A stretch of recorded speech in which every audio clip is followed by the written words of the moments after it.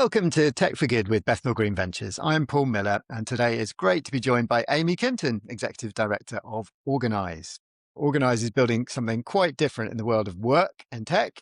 Over the past few years, they've helped hundreds of thousands of workers take collective action in their workplaces. And recently, they've been developing some new tools, including an AI early warning system to help workers better understand and respond to changes driven by AI. We've been working with Organise for quite a while now, and they're tackling a problem really sits at the intersection of tech, power, and the future of work. And it's been fantastic to work with them over the years. Amy, it's great to have you on the show. Thanks so much for having me. So to start off, tell us what Organise is today and how that's evolved from the original idea. Yes. So Organise today, probably not a surprise in the kind of startup world, does look quite different to originally kind of what we maybe set out to build, although the kind of vision and mission is the same. So Organise today is, in essence, an online platform that's used by more than 1 million people in the UK to change things for the better at work. So what that looks like in practice is that you join sort of online, you get verified, and then you can safely and anonymously talk about work.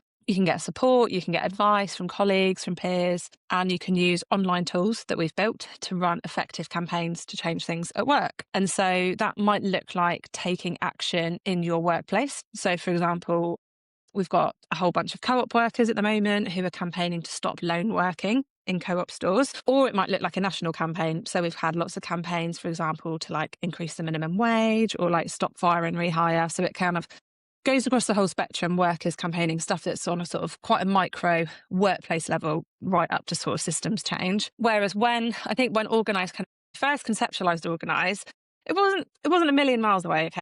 But the kind of original focus was more on women's rights and like maternity rights at work. And that came from a real sort of origin personal story as like a group of young women at work who were not having a particularly good time, and like we didn't have the support or the kind of infrastructure that we felt like we needed in place. So the kind of most obvious thing to do is like build it yourself. And I think then over time we realized that actually what was applicable in terms of campaigning for or building the kind of tech infrastructure to campaign on women's rights and maternity rights at work is actually just applicable to like any workplace challenge. And that's when Organise just really started to scale, was when we kind of opened it up and were like, let's just use this for anything that's going on at work, right? Yeah. And what were the lessons in the early days that you learned that put into action and help that growth? I think, well, this is going to sound slightly counterintuitive in terms of kind of building a tech product, but the one thing that's been the sort of most important learning and like really consistent throughout has been the importance of that like safety and anonymity function. So although we sort of know who you are because when you sign up, you're verified, and that means you kind of answer a few questions that personalize your journey on the platform. When you're actually on the platform itself, kind of in your workplace group or sort of in a national group, you are anonymous. And that has been just consistently like the one thing that people have asked for, which obviously makes sense, right? If you're feeling slightly vulnerable at work, you don't want to put your name and your postcode and all that kind of stuff out into the world. But in terms of the kind of core principles, I suppose, of like building a tech product, it adds quite significant friction into the flow, right? To be sort of asking you to verify some details, answer some questions, to personalize your journey. But for us, it's been absolutely worth it, because that sort of protection function for our workers is the reason they trust us. And we definitely wouldn't have grown without that trust. Yeah, although it's sort of slightly counterintuitive, it's been the one thing for us actually that's been most important. Yeah, you made it harder to use in order to make it easier to use. Yeah, that's a good way to put it. And I mean, one thing that stands out for me is that I think there's a lot of conversation about stuff at work, but Organise is very much about going from, it's not just chat, it's action, isn't it? It's people actually. Yeah. How do you think you managed to get that to happen? Because actually help people to try and take action rather than just sort of moan about things, basically. Yes. Well, I think getting with any kind of startup or like idea, right, you have to get just so granular in terms of what is the actual problem that like really sits underneath this, right? What we actually trying to fix. And I think in those kind of initial couple of years while we were just like testing and iterating, we really were able to zone in on 3 like specific barriers that are like what's kind of stopping a worker or what's kind of keeping a worker stuck in that kind of moaning or conversation, and then what gets them kind of moving into action. And also, right, I guess going back to that sort of origin story of Organise, we were kind of building something that we had wanted as well, which I Mm. think goes such a long way, right? Like if you really understand the problem you're trying to fix, that gives you such a leg up. So the three main kind of barriers that are kind of pretty universal for workers that are using Organise is that what keeps them stuck is a lack of confidence and or a lack of a network and or lack of tools to kind of get started. And those three things might look different to sort of individuals, but everyone probably has at least one of those things going on for them. So for example, we learned really quickly, I think probably where we started was just building like the best tools we possibly could, which is a real sort of like tech mindset to bring to it. So like, what are the best online tools we can be building to help people organize at work? But actually, if you don't understand that what might be connected to that is having a lack of confidence to use them because you've never been in a position of sort of power at work before. So why would you suddenly sort of make that leap into thinking you could sort of organize to change anything? And same, right, you can have like the best sort of organizing tools, but also if you don't have a network of colleagues or of peers or even of like friends that you feel like you can share stuff with, it's also a bit of a non-starter. And I think where that sort of confidence piece comes in is firstly building that safety and like an anonymity feature in. That was probably the biggest sort of step change for us. And we also have like thresholds on all of our products. So say, for example, if you are running like an anonymous survey with your colleagues to build up a picture of like what's going on at work, you can set it so that nothing would get sent to your company or nothing would kind of get published in your workplace group until it reaches a certain number of people that you've decided. So you might say, you know, everything's kind of anonymous until well, it's always anonymous, but everything's sort of behind the scenes until like 50 people have taken my survey, for example. And that takes out some of the like awkwardness, I guess, or like potential embarrassment of sort of launching into something and then like one person doing it. So there's definitely sort of things within the products that we've built to help confidence. And the same with networks, right? Like that's why we built workplace hubs. So when you join Organise and you tell us either your workplace or any sort of number of workplaces you have, lots of people are multi-employed, we then pop you in, say, for example, you know, you work at the co-op, and that then automatically sort of brings you together with all the other people who are using Organise who say they work at the co-op. So it means, you know, particularly because we know from co-op workers that lone working is a problem for them at the moment, you're not going to get particularly far if you're trying to organise in your co-op store if it's just you on Yeah, shift. just you. Yeah. Whereas, you know, we've got like 10,000 co-op workers who use the Organise platform. And so all of a sudden you're kind of in this world of being able to say like, is it just me or, you know, X, Y, Z? And then you get a load of other people chiming in. And that sense of understanding and like sort of solidarity from people who are all over the place and who you're probably never going to meet, but who have a similar work experience to you, just goes so far. Like there's so much strength in numbers, and all our products are designed to kind of scoop up as many people as possible so that Mm. it's not just you on your own, kind of going out on a limb to try and organise on your own. It's about helping you find as many sort of workers in a similar situation, and then then you can start to use our online tools once you've got that. But yeah, those three things kind of connect together, I think. Great. And you've been building more recently this AI early warning system. Tell us a bit about that. Tell us where that came from and what you're trying to do. Yes, I'm so excited about this. Well, so in terms of where it came from, I think there's probably a bit of a two-part answer to that, right?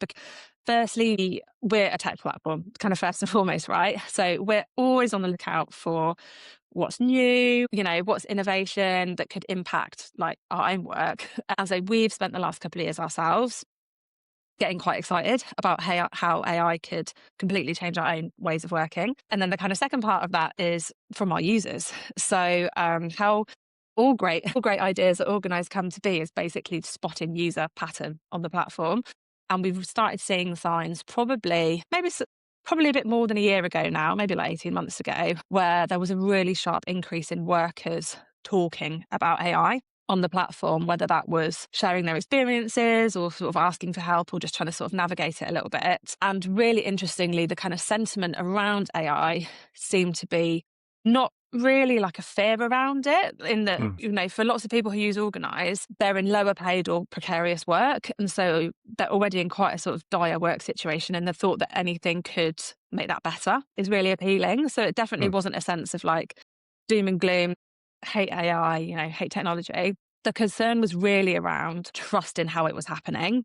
So, which makes sense, right? If you're in a workplace where maybe you don't have a huge amount of power or agency, and management sort of decide everything on your behalf, there's no reason to believe that introducing AI wouldn't be the same. There's a sort of a bit of a trust gap there, and so we spotted that there was this just huge gap in literacy and support for workers to actually kind of understand what AI might mean for them. All these rollouts are just happening in like such rapid time, but no one was really explaining to workers what this just literally might mean for your job, really. So that's why we developed what we've been calling the AI early warning system, which in essence is the UK's first live dashboard tracking AI rollouts at some of the UK's biggest employers. And it's built on data of workers' own experiences and sort of helping those workers advocate for fairer, safer. What are some of the examples of the kinds of AI rollouts that people are worried about? So what I think is the kind of most interesting gap in terms of what we're uncovering versus, I suppose, what it feels like gets talked about in, sort of more public spaces around AI. And even sort of the government's own, the government's published a lot of materials about for workers to sort of help you navigate AI at work. They're all just based on office work. So, if you're in an office and you type emails or you're doing data entry or things like that, there's a lot of advice on how to like get up to speed with ChatGPT. Whereas for most of the workers that are using Organise, they are in more practical jobs. So, for example, they work in supermarkets or other sort of forms of retail, or they work in hospitality, for example, or they just do practical jobs like driving cabs or driving trains and things like that. And for them, we know that a huge amount of AI software is being introduced that is on the surface sort of badged as helping with like stock taking or helping with monitoring of sort of, customers in and out and things like that. So sort of camera-based software. But actually, once you kind of peel back workers' own experience with it, you quite quickly build up a picture of actually workers' day-to-day sort of work life is getting a lot worse because actually they're having a really sharp increase in monitoring and decisions being made by AI on sort of behalf of them, where, for example, so say for stock taking, like AI generated stock taking software, which is now being used in quite a lot of supermarkets, the output of that at the moment is that it massively increases your targets for what you should be, what in a way that's like actually just unfeasible for most Mm. workers. We've heard, for example, from like a Sainsbury's delivery driver, um, who was just like, I've just put my back out because I just can't unload boxes literally this fast. Because at the moment, all of us that are using AI, we're all just guinea pigs, right? For it, all these systems need to be refined and like made better. And that's fine for someone like me who's using it and has a lot of agency to use it, and adapt it to make my working life better. But if you aren't in a position like that at work, taking the next 2 years to kind of be a guinea pig for some AI software is too long. Like you're just having an absolutely shocking time with it. So that's the gap that we're quite quickly being able to fill, I think, is actually being able to, at scale for the first time, work out what is actually workers' experience of AI kind of in the workplace and what might we be able to do about it. Yeah, and so what's the use case, if you like, for the dashboard and so on? What are you hoping comes out of that? So a couple of things. So the first thing, I guess, kind of step one of what we're doing is building that really kind of comprehensive picture, right? So particularly for lower paid and precarious workers, what is going on? And then the second part of that is using that data to empower workers. So coming back to that point around there being a real core sort of literacy and confidence gap with workers being able to firstly know that AI is being used in their workplace and then being able to feel confident enough to talk about it and sort of advocate for a sort of fairer rollout. This kind of data set gives workers that because it benchmarks sort of your company against other companies that, sort of do similar things, other kind of supermarkets, for example.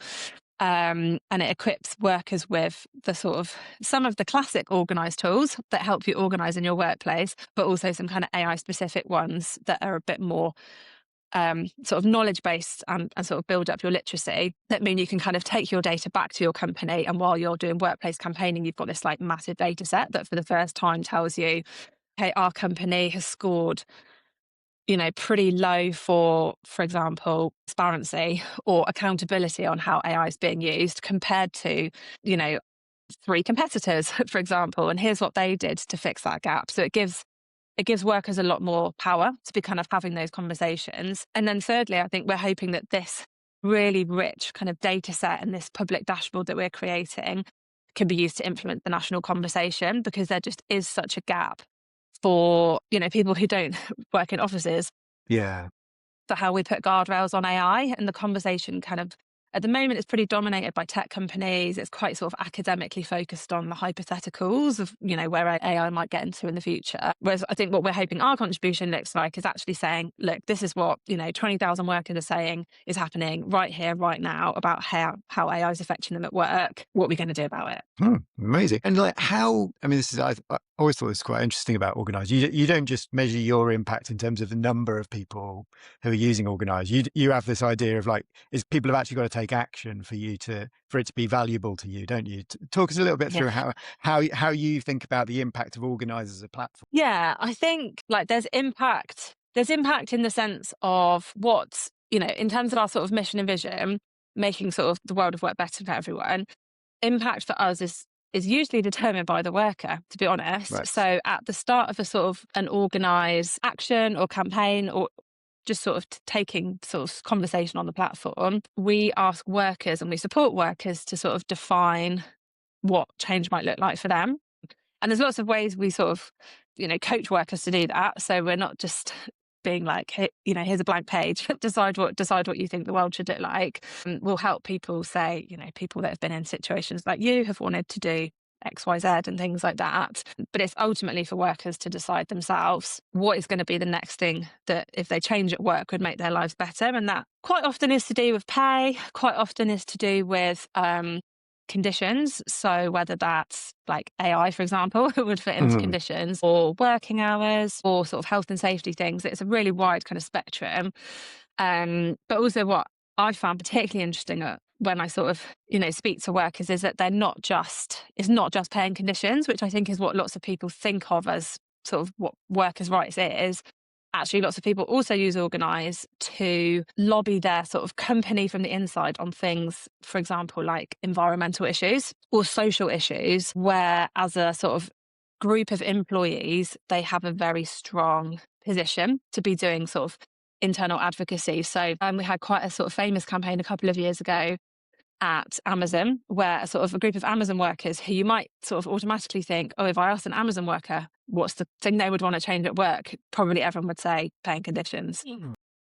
But actually, this group of Amazon workers were just horrified that it was returned stock, was just being burnt. So The just being waste. incinerated. Yeah, it was so sort of, and that sort of waste.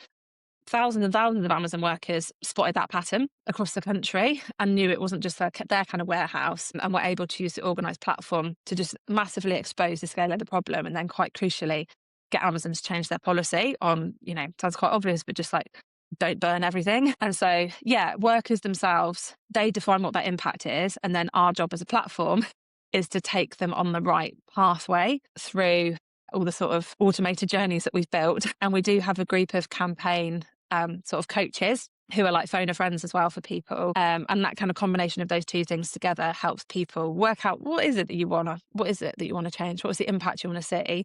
And then, okay, I think we can help you with that. Let's try taking you down this journey of doing like one thing, then this thing, then this thing. Amazing. I mean, just sort of looking back a little bit on Organise's journey as well. What's been the highs and the lows, if you like, of trying to build a company in this space? Because it's not a conventional startup space, is it? It's not like, Yeah.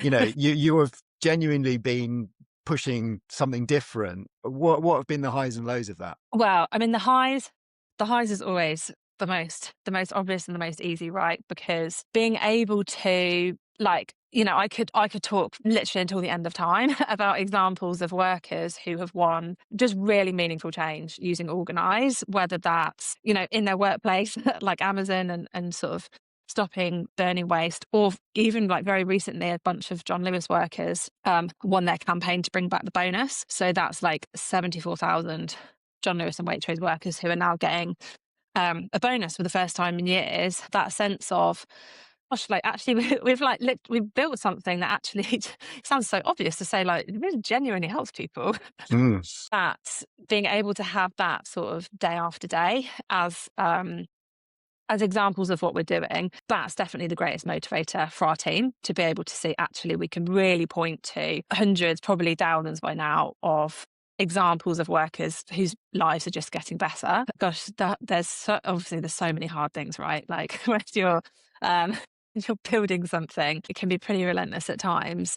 But I think particularly what's one of the kind of oddities or like unique bits of Organise, I suppose, is that our platform isn't built for individuals. It's built for individuals to take collective action.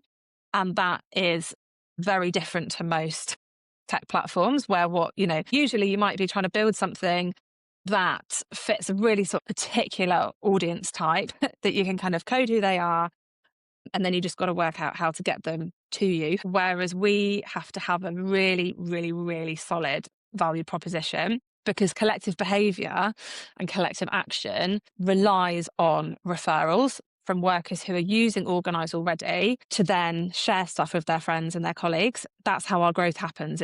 It's all organic, and it happens through that trust network of a worker who's already using Organise sharing something that they've seen on Organise with someone else. And on average, people bring about 3 people with them, which means we can't buy new users, we can't have introductory offers, we can't sort of hook in individuals sort of here and there.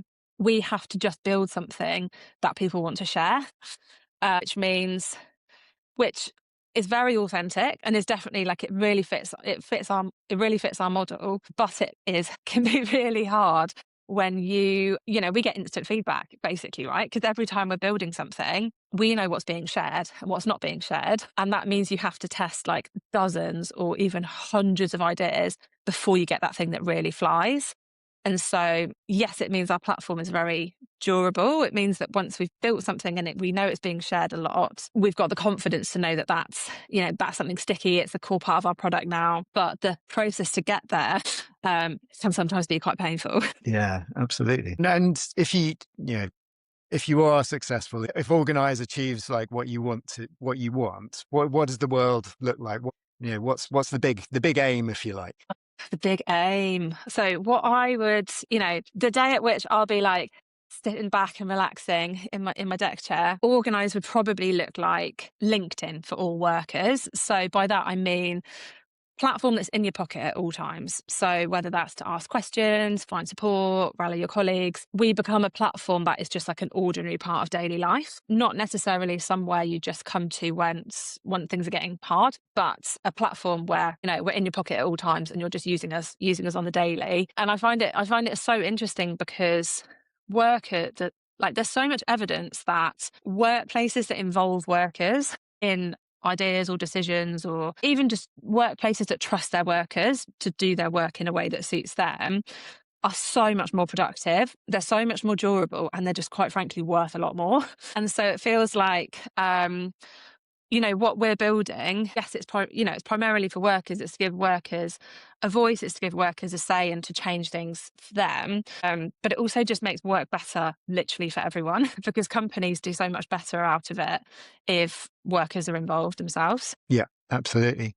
And just finally, I guess if we've got a call for ventures open at the moment for BGV. We're looking for that next generation of founders. Have you got any things that you've learned along the way that you wish you'd known when you started, as it were? Like what's your advice for people trying to build in this space in the future? I mean, I could talk for like another hour on like what I wish I'd known, or like, what we would do differently and all that kind of thing. I think probably 2 things.